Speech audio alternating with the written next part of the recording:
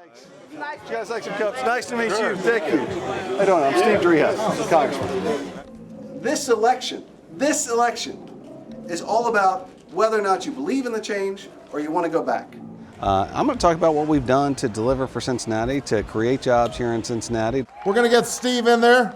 2 years ago, President Obama helped get Steve Driehaus, a Democrat, elected to Congress. Now, as Mr. Driehaus faces a re-election campaign of his own, one of the biggest questions of this midterm election year is, will President Obama's voters rise again and help Democrats like Steve Driehaus return to Congress? He's going to need all the help he can get because Obama's not running this term. Shabbat is real serious about taking that seat back.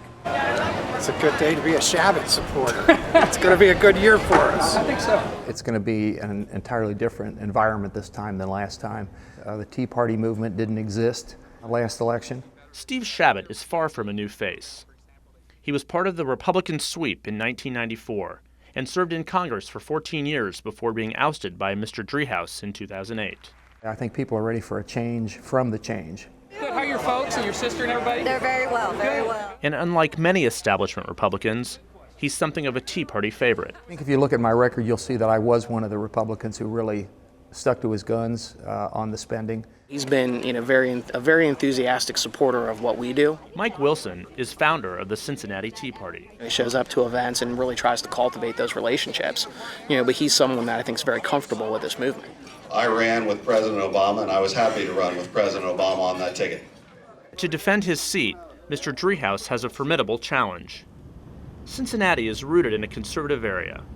Before Barack Obama won here in 2008, the last Democratic presidential candidate to carry Hamilton County was Lyndon Johnson. Today, Mr. Driehaus's votes for administration priorities like health care reform and the economic stimulus plan are part of the main Republican critiques. Driehaus is voting like a congressman from San Francisco. Look, he wants to run against Nancy Pelosi, he can move to San Francisco. But here he's running against me.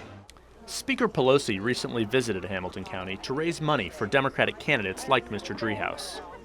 He will rely heavily on the Obama campaign apparatus and the Democratic Party to reconnect with the voters who turned out in 2008. I'm volunteering for Governor Strickland and Congressman Steve Driehaus. Part of our job is to get back to the people who voted for the first time in 2008. We know who they are, we know where they are, we know their phone numbers. Nice to meet you. Nice to meet you. But like most House races, he must earn the votes himself. That's complicated by the geography of Cincinnati. Mr. Driehaus grew up on the conservative West Side.